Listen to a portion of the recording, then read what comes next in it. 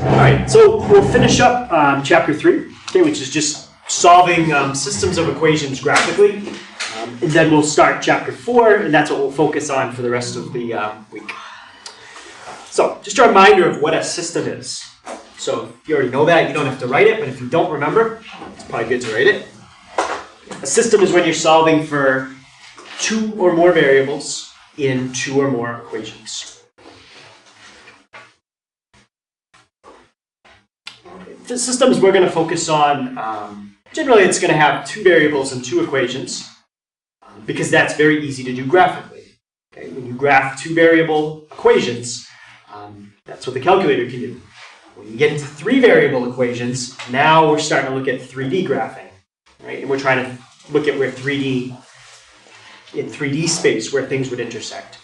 That's a little harder to sketch. Okay? And the calculator built in doesn't do 3D sketching. Not that it can't, but it's not as easy to do on that as 2D. So when you solve a system with 2 variables, what you're looking for is an ordered pair. You're looking for an intersection, okay, a coordinate. So a lot of times what people will do on the test is they'll solve the system, they'll tell me what x equals, and they'll forget y. Okay, so when you solve a system, you have to give both values, or x and y. When you write your answer, you can do it as an ordered pair. So just write the answer like that. Or if you want to write it like this, x equals y equals separate, that's fine too.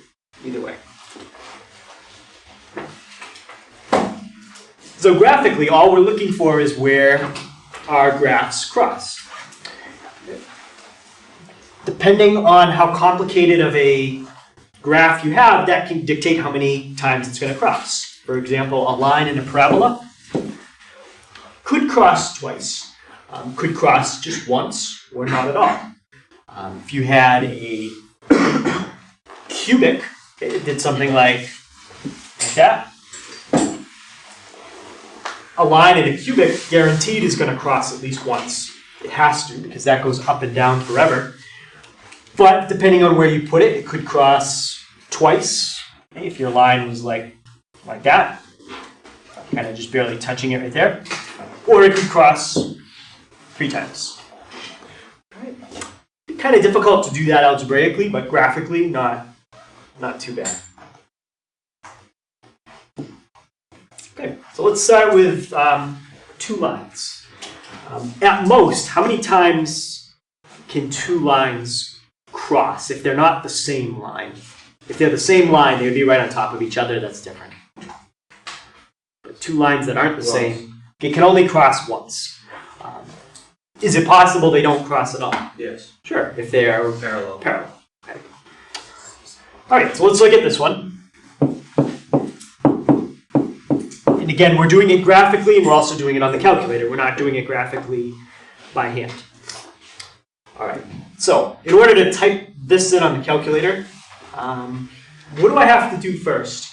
Because right now, that's not ready to type in. You gotta fix it a little bit. Yep. Get the y over to the right side. Yeah. Okay, you want to get y by itself. All right, so first thing I would do is subtract the 2x. Okay, so that's step 1. Notice I didn't write 5 minus 2x. I did negative 2x plus 5 because usually when you write the equation of a line, it's Variable first. y equals mx plus b. Variable comes first.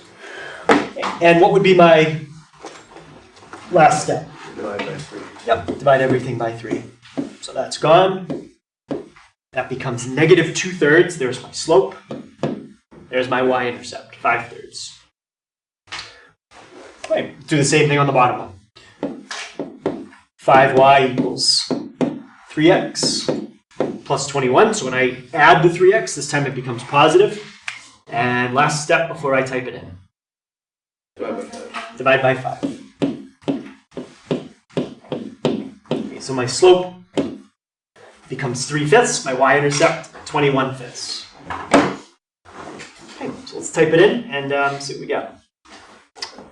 Okay, so the way I'm going to do it is in parentheses, negative 2/3 x. That's not the only way to type it. You could have typed it like we have written here, negative 2x divided by 3. It's the same thing. Plus 5/3. And then I'm going to do 3/5 x. Again, if you're going to type it with the x at the end, you've got to put the fraction in parentheses.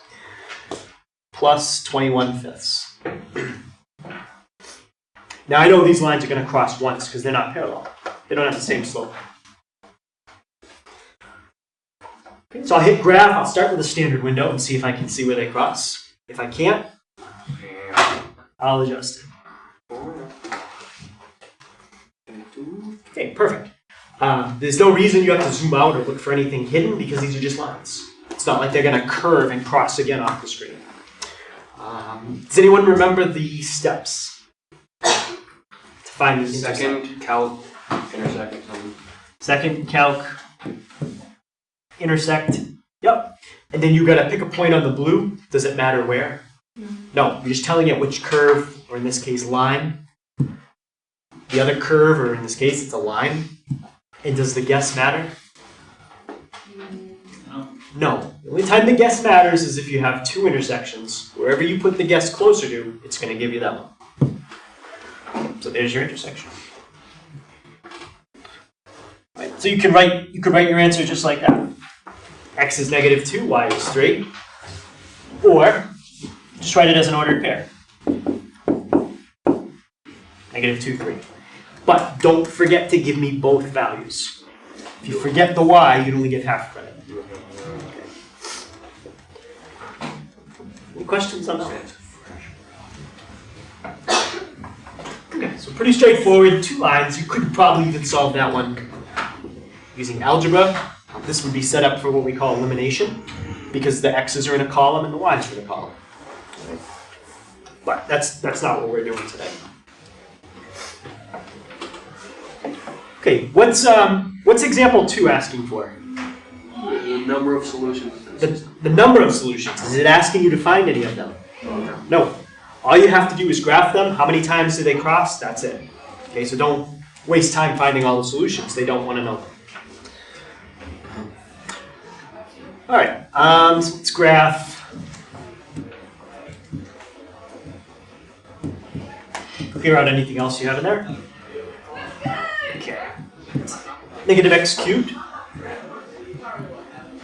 plus 3x squared plus x minus 3. How many times can that graph turn a cubic?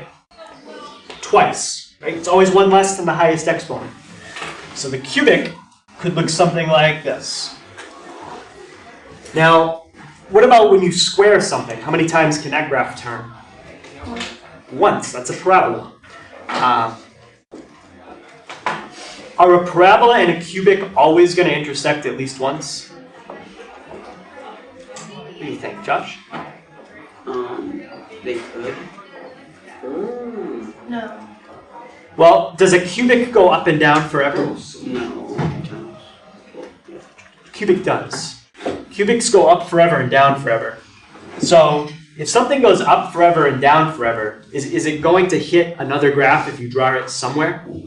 Probably. It's going to hit it somewhere, yeah. Unless you drew an exact cubic that was just like shifted to the right, like that. And it's like they were just copies of each other. Then they might not. But this is a parabola. It's not a cubic. So no matter where you put the parabola, it could intersect once. Okay. Could even intersect 3 times. 3 times. In this case, because it's a negative, it's actually going to be flipped over, so it'll probably look more like that. It looks exactly like It looks exactly like that. It's just, That's how it looks? yeah. All right, so let's graph it. And I just want to make sure we look at something carefully. So there's your cubic. How many times do those graphs cross? Could cross 3 times. Could cross 3. Yeah. Okay, if you set your... Well, which value would you have to set lower to see lower? Why? The y min. So let's try like negative 50. And even though you only saw it 2 times at first, they will cross 3 times. 1, 2, there's the third one. Okay, so point there is to make sure you always zoom out and look what's happening off the screen. Okay, so the answer is 3. Great solutions, man. Okay, sometimes you might have to zoom in to see what's going on. Sometimes you might have to zoom out like we did here and notice something way off the screen. Most of the mistakes on these kind of problems is because people forgot to look at something that was off the screen. They just did zoom 6 and they didn't do anything else. Okay, any questions on that one? So 3 times. All right, and this one we're going to do algebraically and graphically. Does anyone remember when you have 2 equations and they're both already solved for the same letter, what method you can use? You could do elimination here. It's just going to be kind of hard with that cube term. Could you just do y equals x to the third plus 3x minus x? Y equals x to the third. To combine them together? Yeah, we're going to combine them. Does anyone remember what that's called? Combine my terms. Substitution. Yeah.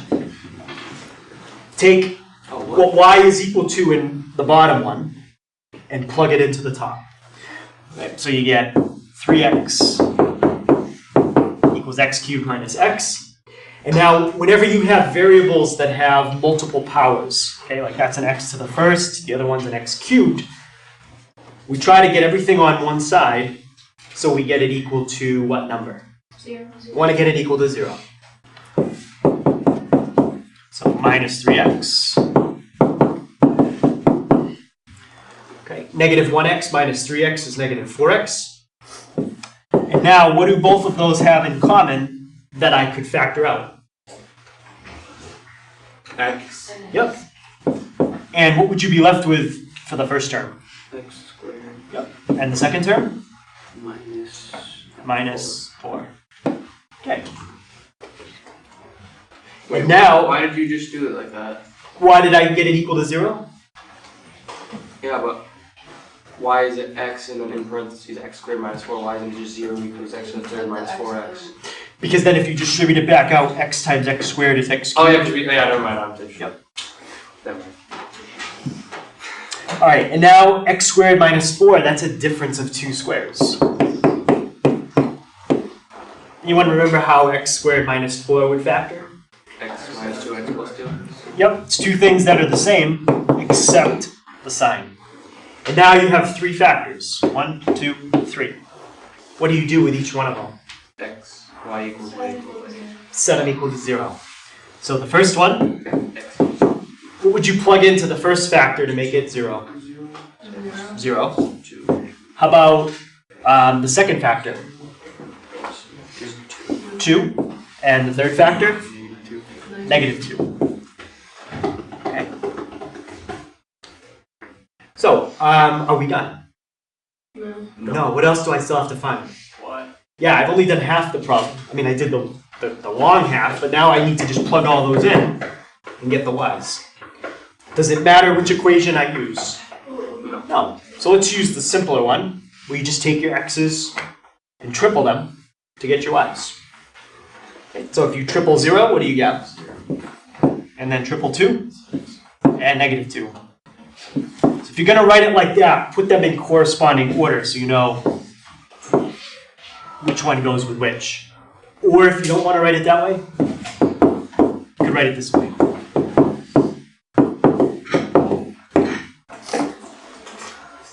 Okay, so those are your 3 answers. Okay. Any questions on those 3? All right, let's type in the original problem, and I'm not going to calculate all the intersects, but we can do one of them. Just make sure that we did it right.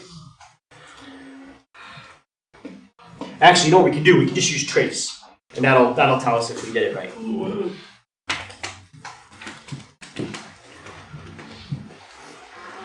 I can do zoom 6 because I know all my answers, and none of them are beyond negative 10 or positive 10. Okay. All right. Okay, so there's your three answers. Let's check.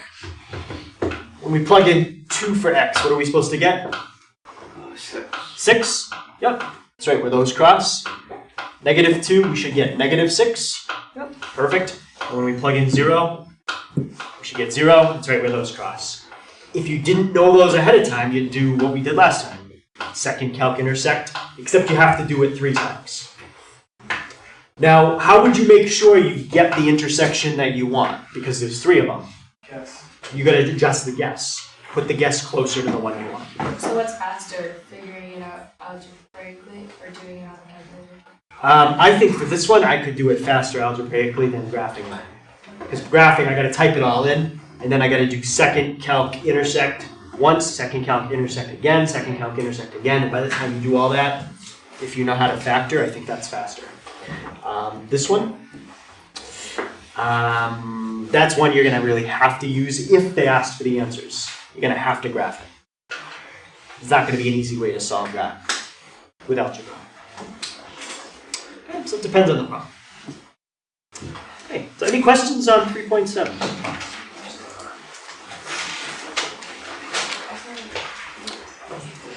All right, so for the rest of today, we'll look at 4.1. Okay.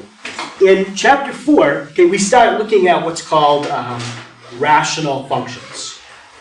What does that mean? Does anyone remember what it means if a number is rational? You can write it how?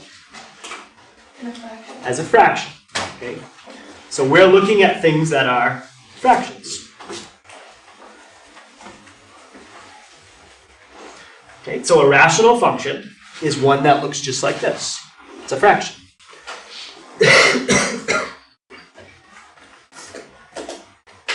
Specifically, the top of your fraction is a polynomial, and the bottom of your fraction is another polynomial.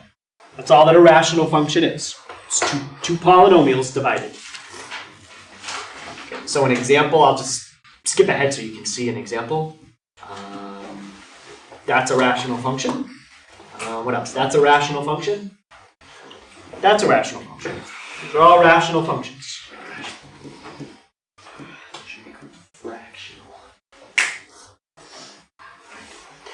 The only polynomial you are not allowed to use in the denominator is the polynomial that would come out to 0. Okay, you can't use 0. And that's going to be true for pretty much any problem we do. Okay, when we start to talk about the domain, the only restriction you have on these problems is you never want to divide by 0. So don't ever plug in a number that would cause you to divide by 0.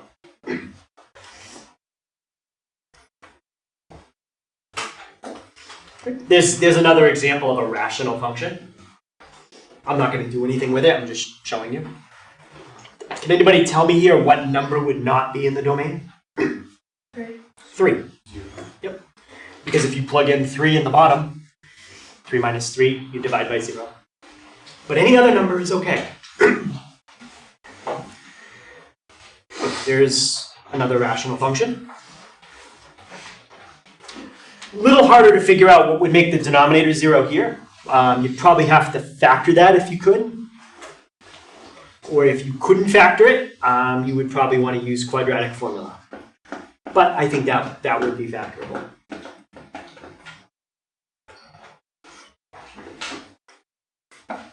Okay, so any question on what a rational function is?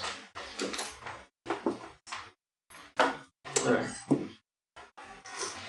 So the domain. We just said it's every x value except any values that would cause you to divide by 0. So a lot of times the domain is every number except one number. Or sometimes it's 2 numbers. Depends on how it's set up.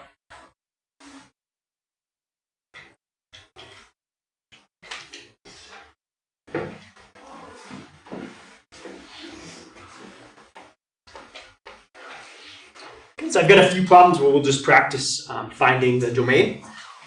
We'll try writing the answer as a sentence, like all real numbers except, and then we'll also practice writing it as an interval, with like the brackets and parentheses.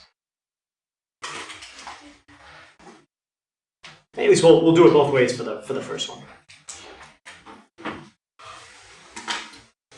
Okay, so let's look at that one. X squared plus 1 divided by x minus 3. When you're looking at the domain, where you're trying to find it, where do you focus? On the top or on the bottom of the fraction? Bottom. The top, don't worry about the top. The top tells you other things, but we're not looking at that right now. Okay, so what's the domain for this one? You could use every number except 3. So you could write it just like that. All reals except 3. Or you could write it like this. From negative infinity up to what number? 3. 3, including it or not including it? Not including it. Not including it. Or from 3, not including it, to infinity. Okay, both answers are correct. It's just if the directions specifically say interval notation, you have to write it like I did on the bottom. If it doesn't say, you can write it either way. Let's keep drawing sideways with these signs. Okay. Any questions on the domain for that one? Okay. Noticed here, that's x to the first power. You had one number that wasn't in the domain. That's an x to the second power. How many numbers do you think are not going to be in the domain this time? 2. Yep, you're going to have 2. So this one's going to be all reals except this number and this number. Okay, Mylery, how about when I want to find domain, what am I looking at? The top or the bottom? The bottom, and what do I want to avoid in the bottom? So it doesn't equal 0. So let's take the bottom, set it equal to 0, and our domain will be everything except the 2 numbers we're about to find. Now I picked one that had nice numbers. You don't need quadratic formula. Sometimes you might, okay, but in this one it does factor.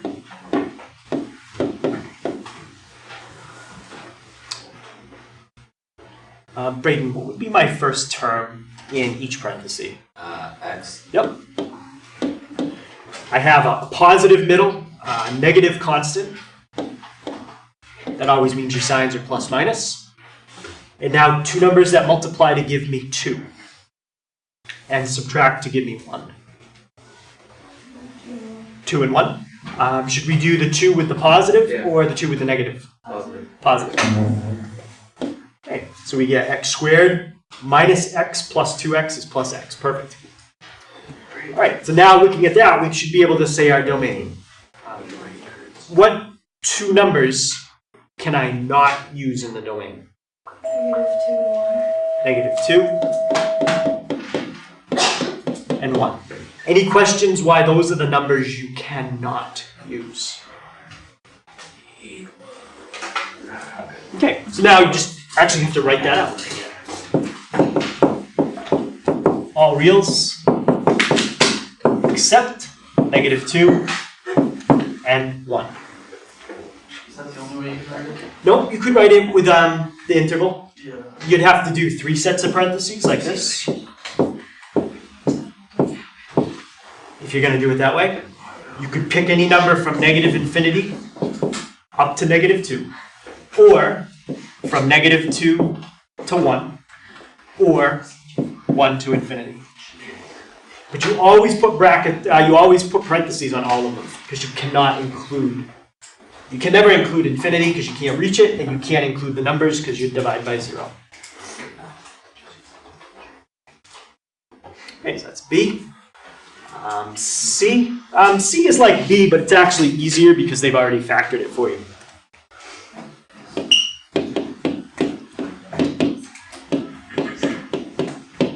All right, so how about Julia? What would be the 2 values I cannot use for x here? 2 and 3.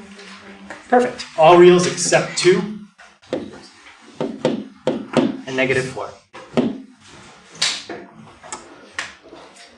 So any question on finding domain? That's pretty much all there is to that part. All right. So the simplest rational function you can have, okay, even simpler than example A, B, or C. Okay, those are more complicated. Is this one, the reciprocal function, 1 over x. It's the simplest rational function there is. Okay, and I'll show you what it looks like when you graph it.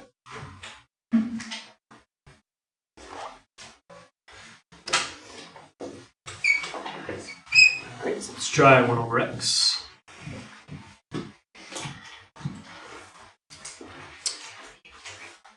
Right, and that's what it looks like. Now there's something a little bit misleading about that.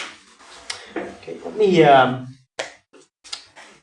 make it bigger and see if you can tell.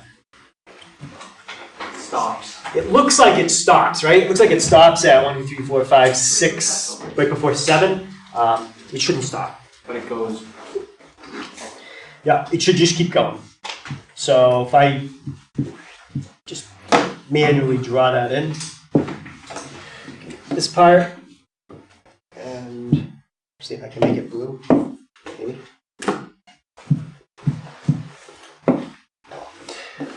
So this part keeps going up. This part, I think it's a little clearer to see. It just keeps going to the right. That goes left.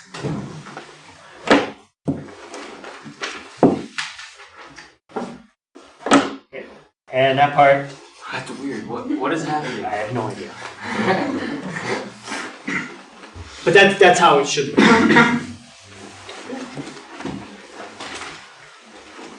So I want to look at what happens as x heads to the right and as x heads to the left. Okay, I want to look at what happens to the y value. Does anyone think they can tell me what's happening here? As x heads further and further to the right, what's my y value look like it's getting closer and closer to? 0. Yeah, it's getting closer and closer. If you can't see it from the picture, just take x values and start plugging them in, and watch what happens as you plug in bigger and bigger numbers. Okay. It's getting closer and closer to 0 as x gets bigger and bigger. Now, will it ever reach 0? No. Because the original problem is 1 divided by something. Okay? Even if you take 1 and divide it by 1 billion, it's still not 0. It's going to get smaller and smaller and smaller and smaller, but it will never reach 0. Okay? Same thing if you head to the left. If you take 1 and divide by -1 million, that's -1 millionth. Very, very small, but not 0. Does anyone know what you call that when you get closer and closer and closer to something, but you never actually reach it?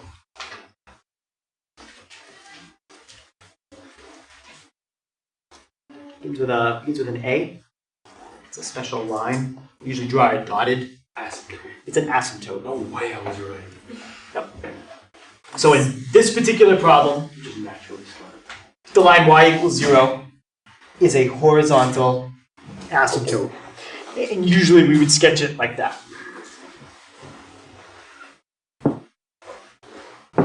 Usually we make it a little thinner so we can kind of make it look accurate. Now, because of the resolution of the screen and the calculator, eventually it looks like that blue curve is hitting that asymptote, but it never is. It's just getting closer and closer and closer to it.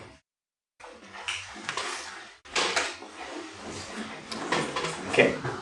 Important thing here. Okay. Anytime you write the equation of a horizontal line, y equals.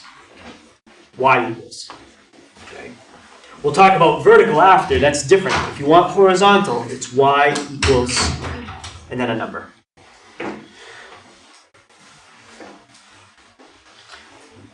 Okay, so the way you find a horizontal asymptote in any problem is you look at your equation and you let x get bigger and bigger and bigger. 100, 1,000, a million, and tell me what's happening to your problem. As x gets bigger and bigger and bigger, what number are you getting closer and closer to? 0. In this case, it was 0. Yep.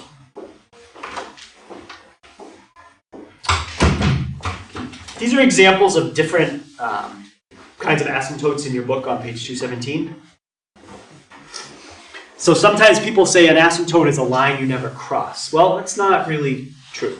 An asymptote is a line you get closer and closer to as you head towards infinity. So maybe you cross it early on, and then you start getting closer and closer to it. That's fine. Or maybe it's like the problem we just did, where you never cross it at all. You're just getting closer and closer to it the whole time. Okay. There's even some graphs that have an asymptote, and they look like this.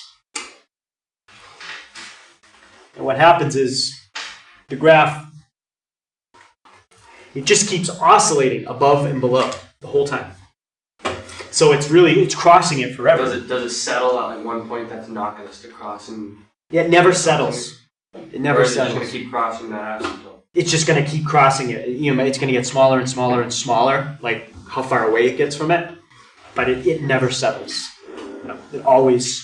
Eventually, I mean, your calculator is going to run out of decimals because there's not enough decimals. Like once it's such a small. So then, how would that be considered an asymptote if it crosses it a million times? Because it's getting closer and closer and closer to it. Oh, yeah. But it's never staying. Never going to stay right on it. It has to. Yeah, it never stays at it. Just gets closer and closer. Okay, so those are all on page 217, different kinds of asymptotes. Most of the ones we do are going to look like that. Okay, that's what we're looking at. All right, so let's see if we can find the horizontal asymptote of that. Okay, first of all, horizontal asymptote always starts out with what letter equals? Y. Yep. Now, you look at that formula, and we're going to look at the variable, and we're going to let x get bigger and bigger and bigger. And we're going to calculate what happens. So let's pretend x was 10. What's 1 divided by 10? 1/10 plus 2 is 2.1. Okay, let's let x get bigger. Let's pretend x is 100. What's 1 divided by 100? 1/100th plus 2 is 2.01. If x is 1,000, that's 1/1000th plus 2. So what number are we getting closer and closer to, but we'll never reach? 2. That's your horizontal asymptote. And it works the same if you let x be negative 1,000. If x was negative 1,000, that's 1/1000th, but it's negative, plus 2. That would be like 1.999. Very, very close. So that'd be like the opposite side of the line. Yeah, it'd be the opposite side. So this is getting closer and closer to 2. It's coming down from the top. And now we're going up. The other one on the negative side would be coming up towards it. Yep. All right, let's try this one.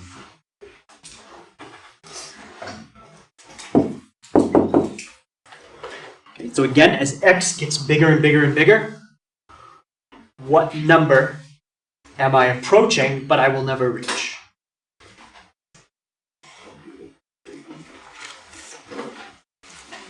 Negative 3. Yep.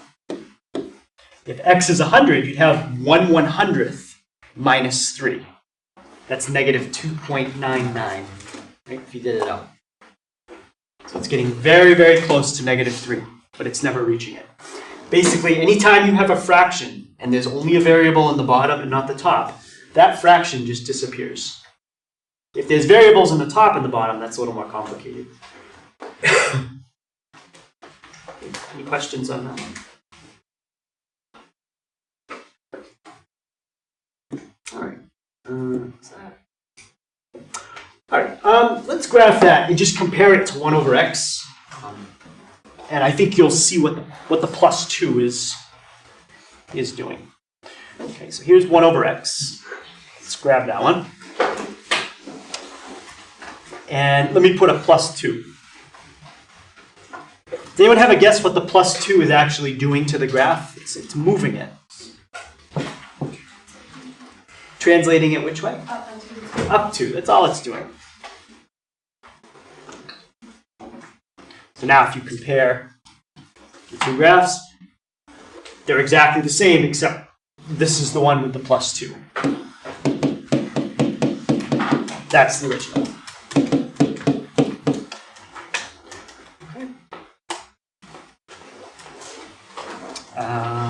Let's take a look at, actually let's do this. What do you think would happen if I did a +2, but I did it like this?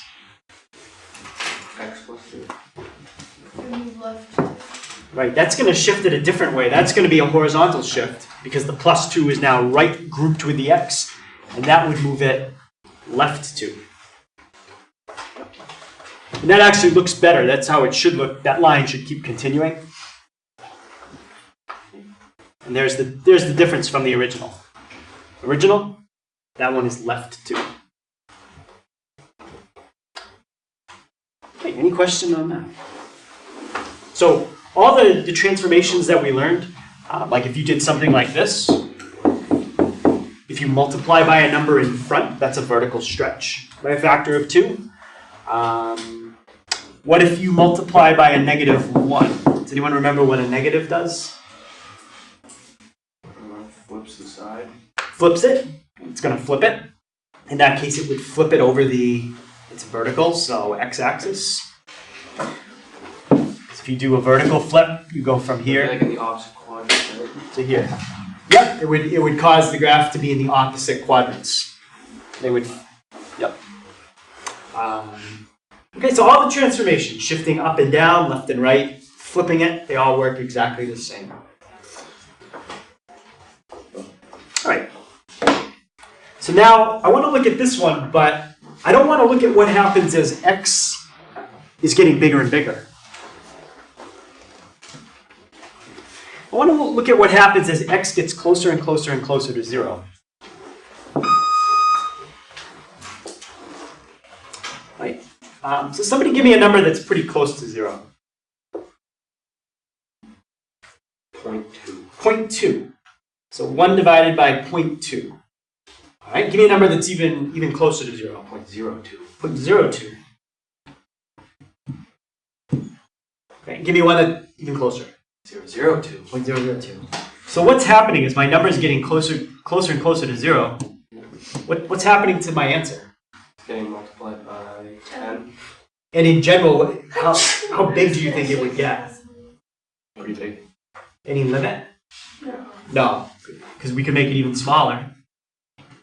Just put a bunch of 2s. Now we're at 500,000. So what happens here is you get closer and closer to 0. You're trying to divide by 0, and the calculator doesn't know what to do because you can't divide by 0. So your answer is approaching infinity. Same thing happens if you did a negative. I didn't do a negative. But if you type 1 divided by a really, really small negative number, you get a huge negative number. It approaches negative infinity. So it just keeps increasing forever, and there is no limit. There is no bound.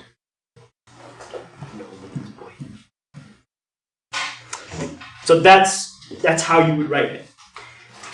This notation says as x approaches 0 from the positive side. Okay, so if you think of a number line, this is the positive side, that's the negative side. If you're on the positive side and you're approaching 0, you're heading this way. Okay, so numbers like 10, 5, 1, 0.1, 0.01, 0.0001. Okay, that's approaching 0 from the positive side. Right, so Evan gave us the numbers like 0.2, 0.02, 0.002. And as we plugged in those numbers, the y value just kept getting bigger and bigger.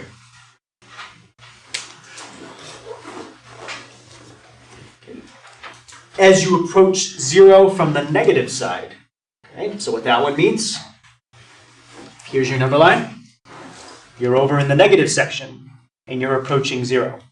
Okay, so negative 10, negative 5, negative 1, negative 0.1, negative 0.01. As you get closer and closer to 0 from the negative side, your y value approaches negative infinity. And anytime you get closer and closer to a number, and one side approaches infinity, and the other side approaches negative infinity, you have another kind of asymptote, and that's called a vertical asymptote. So on the diagram where I showed you the horizontal, right here, there's also a vertical. I didn't put it in on that picture, but there's a vertical asymptote going right there.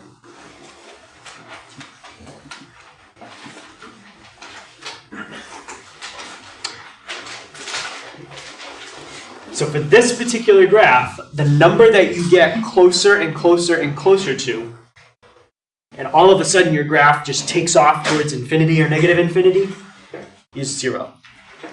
It's not always 0, but in this case, it's 0.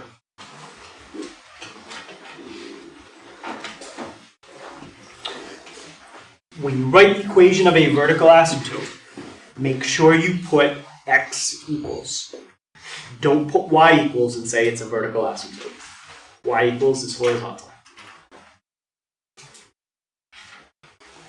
Okay, so in general, x equals any number is a vertical asymptote if, as you approach that number from the left or the right, your graph goes to infinity or down to negative infinity.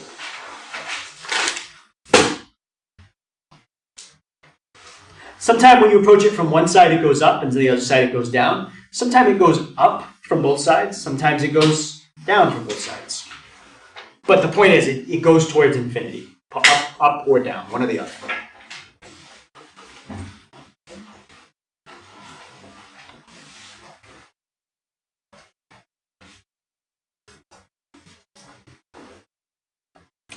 All right, so our graph that we just looked at was this.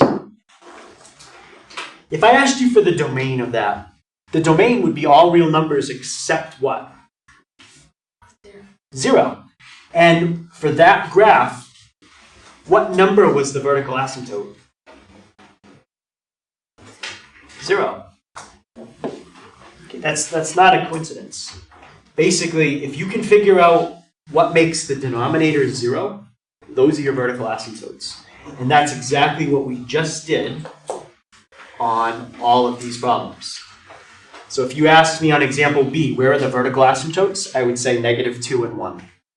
We already did all the work. It's just where the denominator equals 0.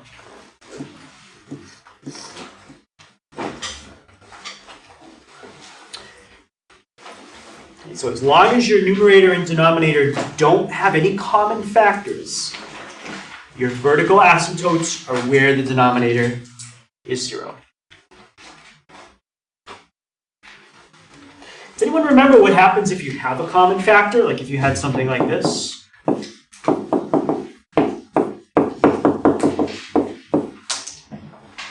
You're going to get a vertical asymptote at -2. But you're not going to get a vertical asymptote at 3. It's like they cancel out. Does anyone remember what that looks like on the graph? You still can't plug 3 in. But it's just a very small thing. Does anyone remember what we called it? A single spot that you can't plug something into.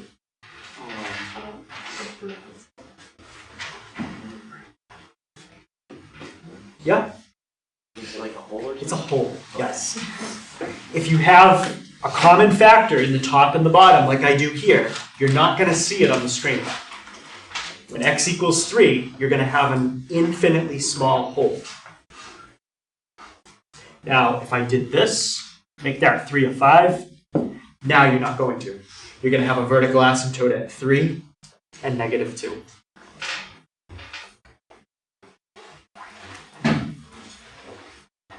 Okay, so always check if there's a common factor in the numerator. And if there is, you're going to get a hole instead of an asymptote. And we usually sketch a hole like that. We exaggerate it to make it look bigger so we can see it. Okay, so let's see if we can find the vertical asymptotes here.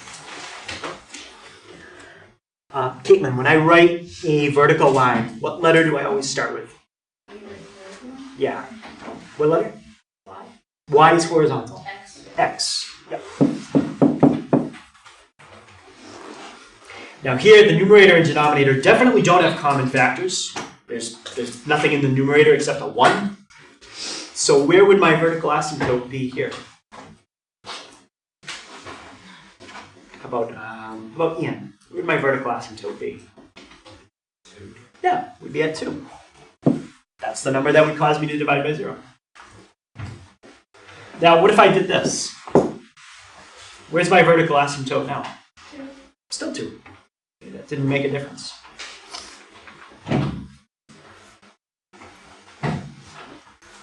All right, 1 divided by x plus 3, and then separate minus 1 at the end.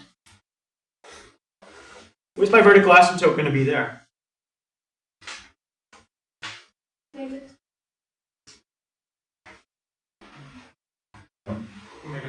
Yeah, negative 3. That's what would cause you to divide by 0. What if you did this? It'd still be negative 3. What if I did, I don't know, that? It's still negative 3. Okay, I'm shifting down 12, but that has nothing to do with vertical. That's when you shift down, that affects the horizontal. Okay. The only thing that affects the vertical is when you shift left and right. Okay. Think about if you had a vertical line that goes on forever. If you shift something that goes on forever, up or down, does that have any effect on it? No. The only thing that would affect it is if you shift left and right. Could you ever have x squared at the bottom? Yep. So that's like when we did, like here, Yeah. we had an x squared at the bottom. It's the same thing. Yep.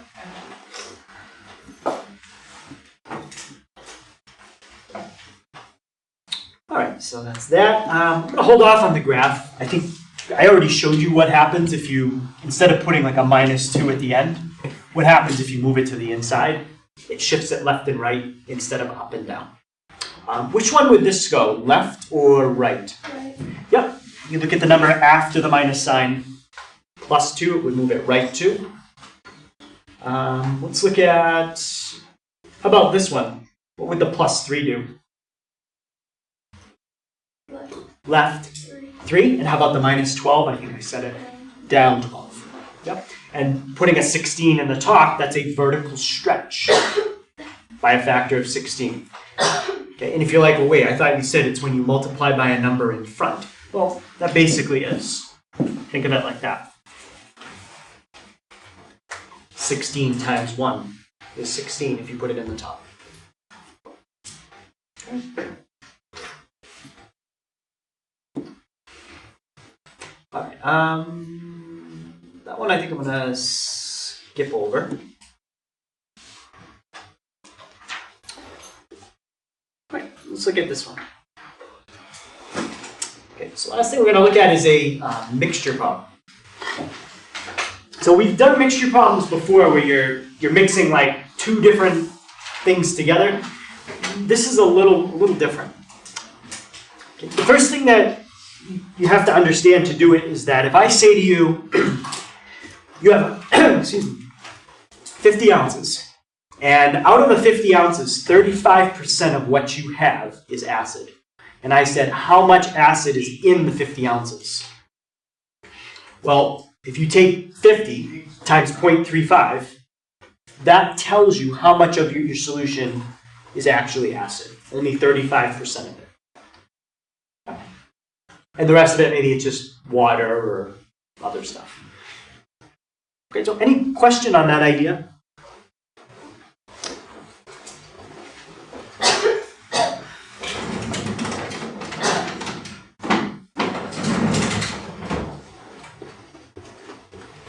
So let's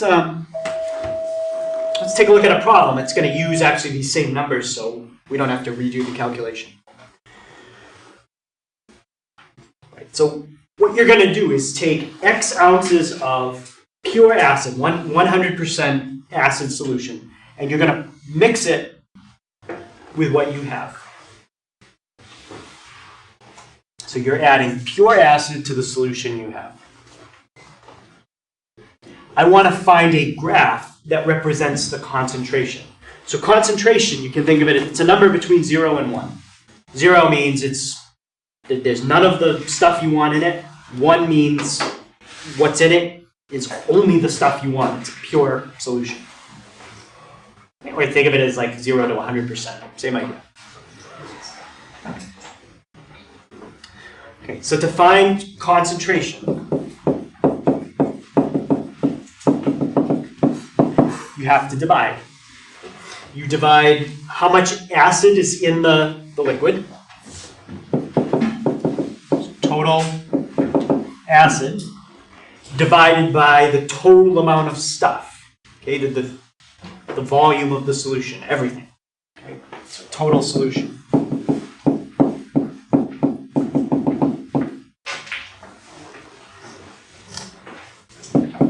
Okay, so let's see if we can figure out how much acid we have. Okay, we have 50 ounces, but out of the 50, only 35% of it is actually acid. So how many ounces out of the 50? Yeah, we did that up above, 17.5. Plus, how many ounces of acid are we adding to our mixture? X. We're going to add X ounces of 100% pure acid. So that's how much acid would be in the solution. And now we're going to divide by the total. Okay. How much did we start with? How much solution? 50 ounces. We started with 50 ounces. And how much are we adding to the solution? X. So there's your concentration as a function of X. Okay, let's graph it.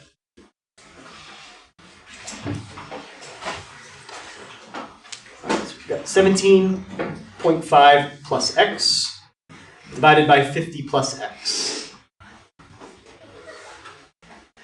Now, what's the lowest that our concentration could be here? Think about the solution we have. What's the lowest percentage of acid that could ever be in our solution? 30. 30 what? 35. 35. We can't go any lower than that because that's what we're starting with. Okay? And we're not adding in anything except pure acid. So if you didn't want it to get any lower, you would add 0. It's on my Y max, or Y min. We're not going to go any lower than 35%. How about the maximum? What's the highest that the concentration could ever be? Yeah? It could never quite get to 1. Why not? Why can't it ever get to 1? So no matter how much acid you add, there will always be the 50 minus 17.5 that isn't.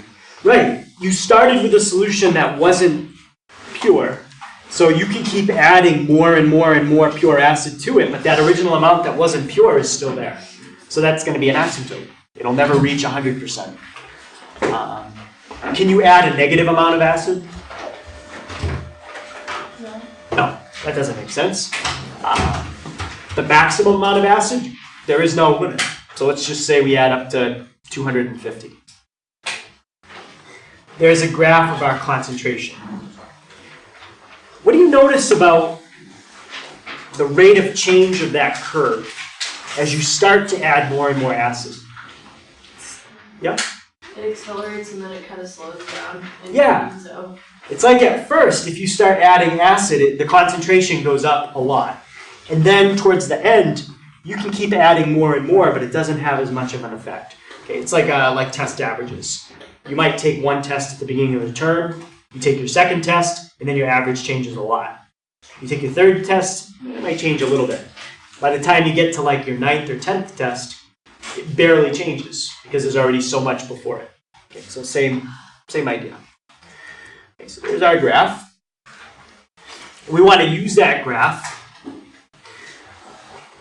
to figure out how much acid we should add to get a 75% solution.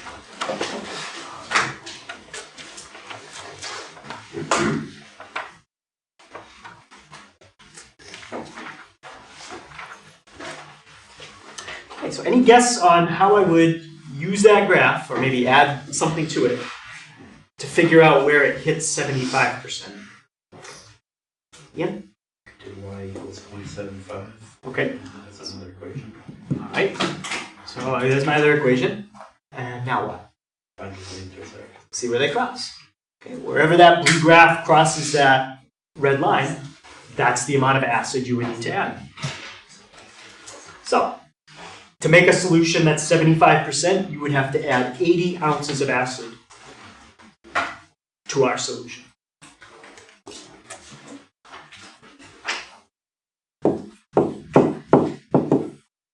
Okay, and there's a problem on the test that's very similar to that. Okay, and it's in two parts. Find the concentration, and then I ask you a second part like this. How much of something would you have to add to achieve a result?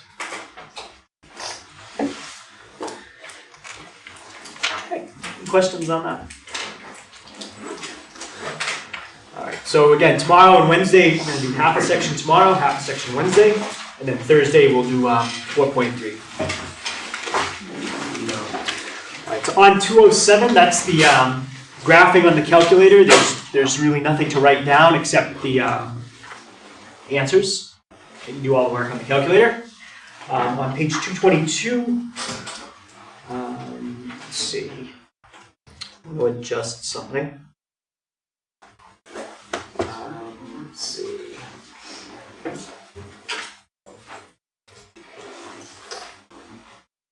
Everything else should be fine.